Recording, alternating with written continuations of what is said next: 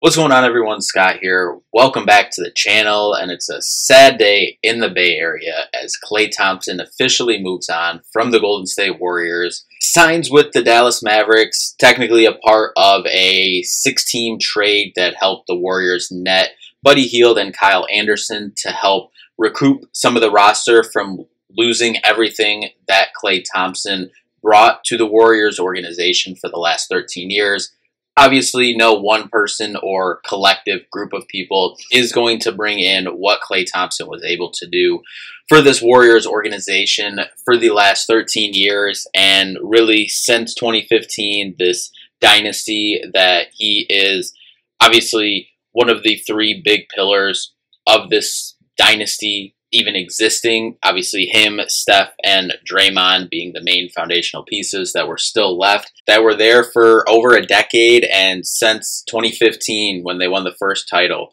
4 titles in 8 years, reaching the mountaintop, the highest of the highs, 73-9, dropping down, getting the second pick, 2 catastrophic injuries for Klay Thompson, hitting the bottom, and then him coming back, and the team as a whole ascending back to that 22 championship to culminate the getting back to the top for this franchise. But so we're just going to talk a little bit about this here for a little bit. We're going to get into more of the Warriors offseason here in a little bit once hopefully one more move is made. I already mentioned Buddy Hield, Kyle Anderson. There's been some other stuff around the edges. One more deal needs to be made, and everyone knows what that is. So hopefully, as I'm recording this right now, the DeMar DeRozan trade with the Sacramento Kings just was finalized, or just announced, should I say. So, yeah, the Pacific Division is looking pretty tough. So, yeah, I think it's time to send the picks. Send the picks and get this trade done. But that's not what this video is about. This is about Klay Thompson. 13 years in the Bay Area, kind of what we already mentioned. And, there was always a lot of talk about kind of just the typical, like, sports radio or, sports talk show talk of, obviously everyone knows Steph's been the best player of this dynasty. He's the best player in Warriors history. He is the main reason for this dynasty, everything that's happened since, the all-time three-point leader. We all know this stuff. Undisputed, in my opinion, top 10 player of all time. Put him where you want. But it was always a talk of who is more important to Steph. Who's his most important number 2? Like, we all know, like, this whole thing doesn't happen without all 3 of those guys, and Steph, Klay, and Draymond. And obviously the collection of guys behind them as well. Andre Iguodala, Sean Livingston, David West, Andrew Bogut, like all those guys, Harrison Barnes, even back in the day, obviously Kevin Durant coming in 2017. We all know that this dynasty and all these championships don't happen without everyone. But those are the 3 main pillars, and it was always like, who's Steph's number 2? And Klay Thompson, you can make an argument for whatever you want. I think Draymond Green put it into good perspective on his podcast talking about Klay Thompson leaving. He said that he always was like, I got Steph and Klay's back. Like, no one's touching them. Like, I'm always setting them up. That's what he is for this team. He's the distributor. He's that point forward. He's always, pointing, getting everyone open knows exactly where to get Steph and play the ball. He is that guy kind of that glues everything together. But make no doubt about it, like, Klay Thompson was clearing away. Like, you take out Kevin Durant coming in, obviously, because he's the top 15, 20 player of all time. Like, if you're just saying between those 3, like, Klay Thompson, in my opinion, I know that was kind of the running joke a couple of years ago that he was left off the 75th anniversary team. He was a 77th, player, like, whatever, when Steph and Dre got him that jersey. Kind of, make a joke of it because he should have been on that top 75 team. But Klay Thompson, from really 2015 to the injury in 2019, he was the best two-way two-guard in the league. Like, he can go give you 37 and a quarter or 60 points on 11 dribbles. Like, he can go have these amazing offensive nights, 14 three-pointers, NBA record. But then he's also going to go guard the best guard on the other team. Like, he was able to, and we've talked about this before here on the channel. Like, obviously we know Steph's become a much better defender throughout his career and throughout this, run here.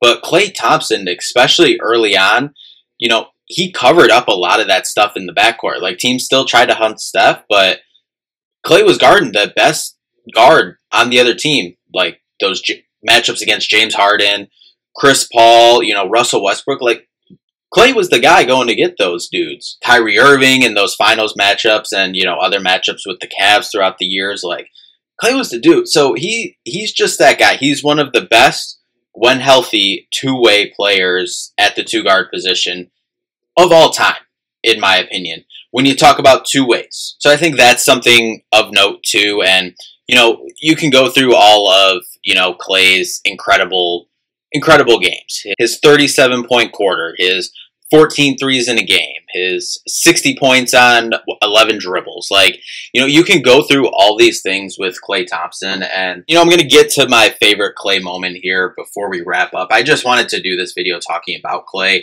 and his 13 years here in the Bay in general. But, obviously we all love Klay the person, him, making his paper airplanes, not having a care in the world, him and Rocco, him and his boat, Sea Captain Klay. Like, we loved the character of Klay and who Klay was, and we loved how carefree and everything he was. And unfortunately for him, especially with all the articles coming out about how this, really last year and a half has went for Klay, and I think Draymond said it best, that Klay just loves playing basketball, and he was miserable last year.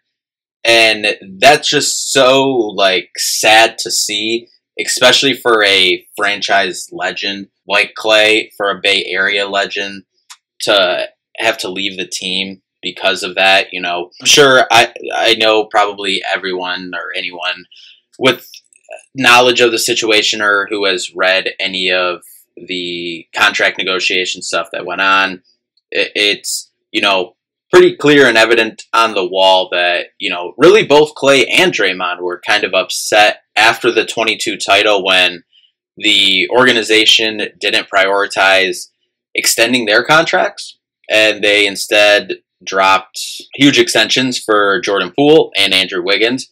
I mean, rightfully so, their contracts were up. They were a big part of that championship team, but it's also like, okay, to a certain point, you also got to take care of the dudes who help you get to this point. And it's not like, of that 22 title run, was that Klay's best title run? No. Did he help you win a lot of games throughout that playoff run and in that finals? Yes. Same thing you can be said about Draymond. Was that his best playoff run?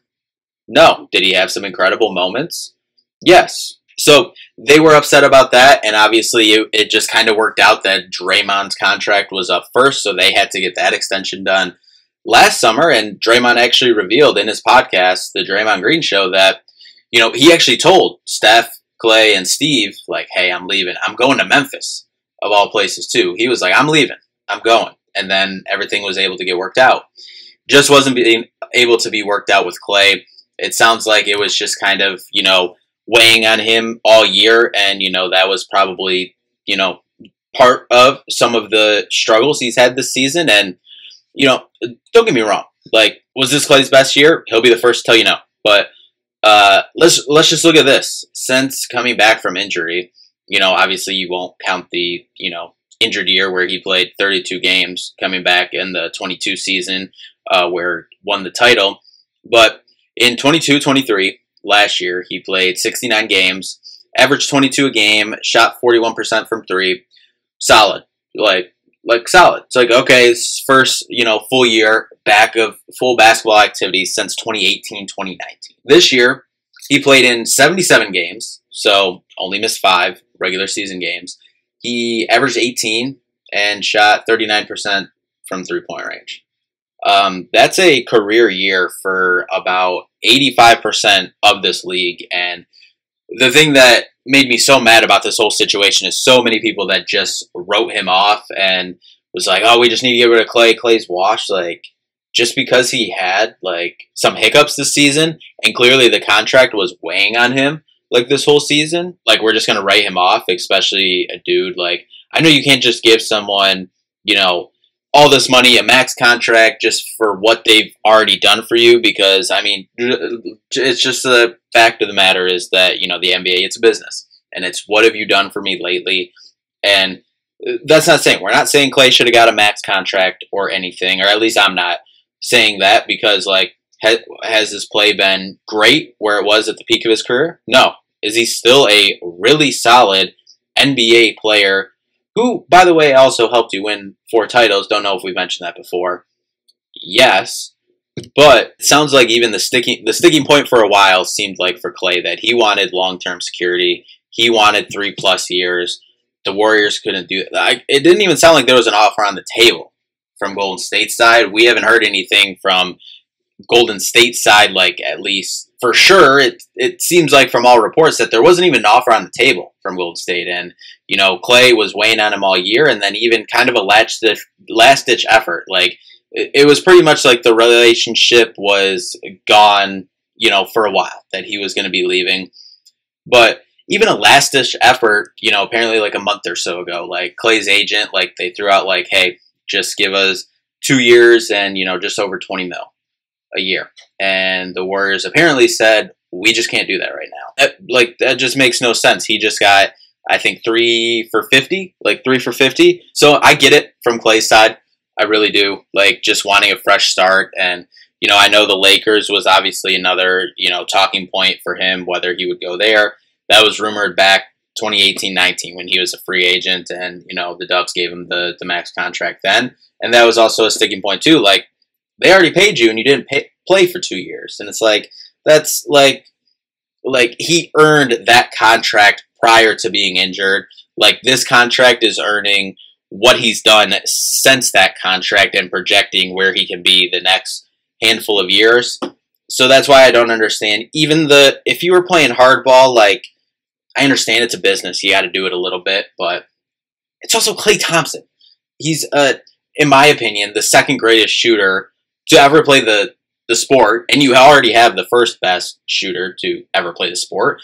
But if not, you can't argue that he's not at least top 4, 5. You can't argue that at all.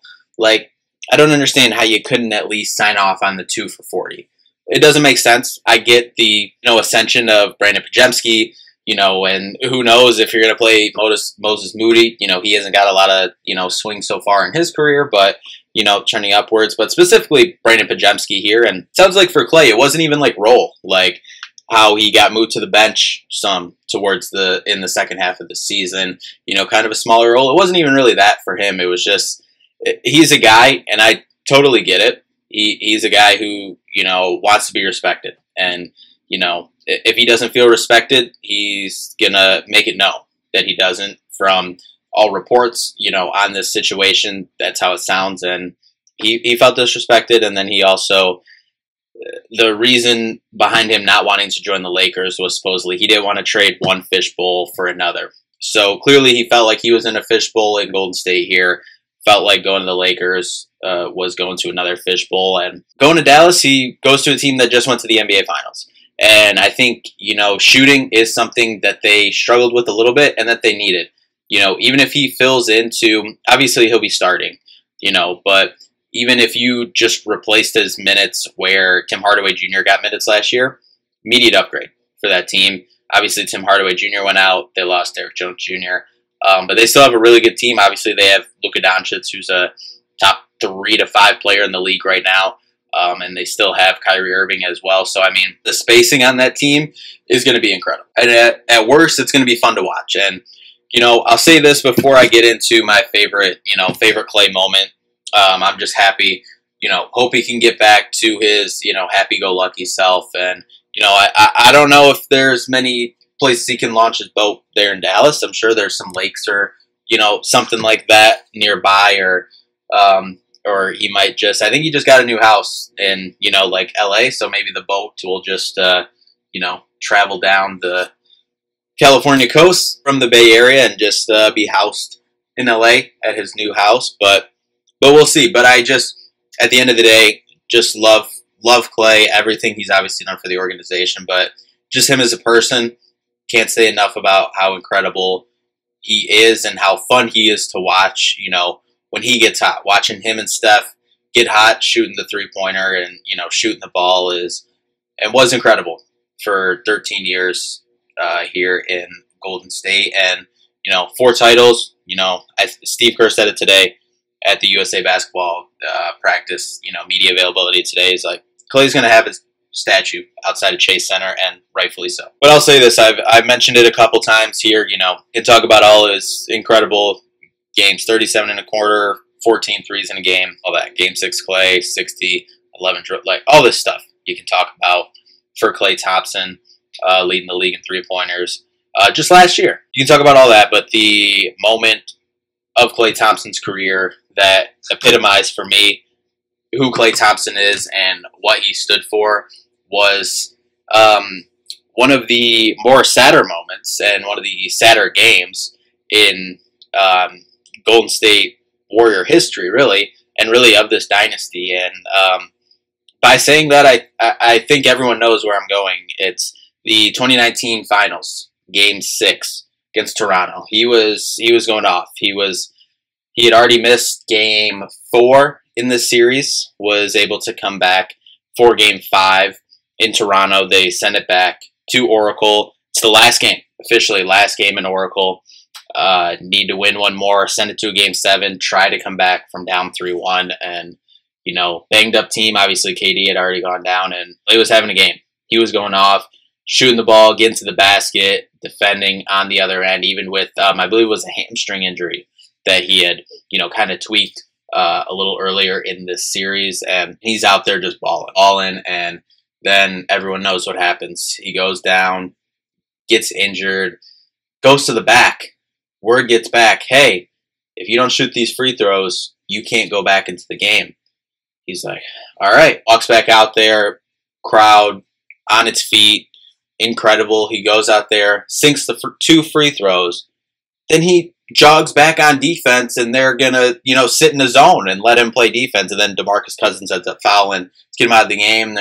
He's like, I'm good. And then he's like, well, the trainer was like, let's just go to the back and come back out. Then obviously we know, what happened from there. Obviously that catastrophic injury, rehabbing, another horrible injury there, coming back to win the title. I mean, at that moment specifically, you tear your ACL and you're able to go back on the court, but doing that similar to he grew up, idolizing Kobe, like many of us did right out of the shot here, got the Kobe thing here, Kobe little plaque here. And, just like Kobe, when he tore his Achilles, able to come back out, then, Klay himself tearing his ACL, able to come back out and sink those 2 free throws, crucial free throws at that time in the game too, and give Golden State a shot to win at the end, even though he wasn't going to be out there.